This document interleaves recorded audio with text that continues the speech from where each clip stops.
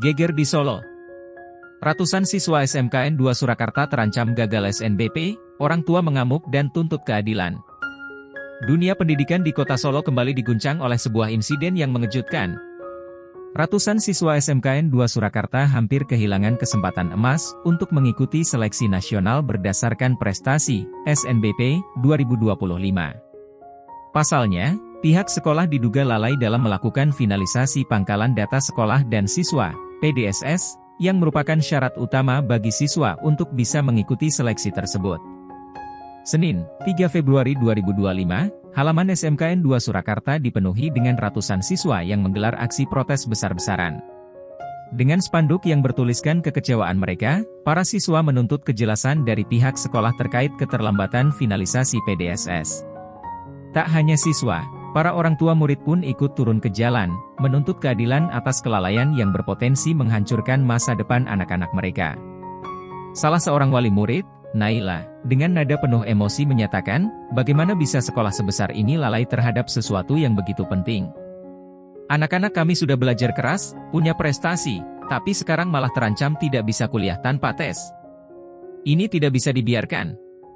Aksi ini semakin memanas setelah Ketua Pelaksana SNPMB 2025, Profesor Cidjik Sri Cahjandarie, PhD, dalam siaran langsung di YouTube SNPMB ID pada 3 Februari 2025 menegaskan bahwa tidak ada perpanjangan waktu untuk finalisasi PDSS. Hal ini semakin memperparah kepanikan siswa dan orang tua, yang merasa bahwa harapan mereka untuk lolos SNBP sudah di ujung tanduk. Ketua Umum Tim Penanggung Jawab SNPMB 2025, Edward Wolok, juga menyatakan bahwa pengecualian hanya bisa diberikan jika sekolah mengalami kendala teknis dalam pengisian data. Namun, dalam kasus SMKN 2 Surakarta, masalah ini murni karena kelalaian administrasi. Menanggapi gelombang protes yang semakin memanas, pihak sekolah akhirnya mengambil langkah drastis. Kepala SMKN 2 Surakarta, Sugiyarso, bersama 2 siswa, 2 wali murid, serta tim PDSS dan perwakilan cabang Dinas Pendidikan Jawa Tengah, langsung bertolak ke Jakarta untuk mengajukan permohonan keringanan ke Kementerian Pendidikan Tinggi, Sains, dan Teknologi. Wakil Kepala Sekolah Bidang Kurikulum, Nurgianto, mengungkapkan bahwa pihaknya masih menunggu keputusan resmi dari kementerian. Kami sudah berjuang, dan kabarnya ada perpanjangan, tapi masih menunggu informasi resmi, ujarnya kepada awak media. Kasus ini juga menarik perhatian DPRD Kota Solo.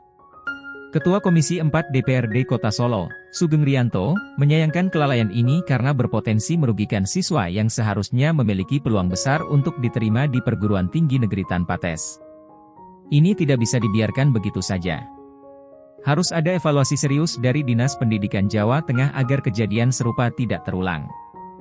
Jangan sampai kelalaian administrasi menghancurkan masa depan anak-anak kita, tegas Sugeng. Di tengah ketidakpastian, kabar gembira akhirnya datang.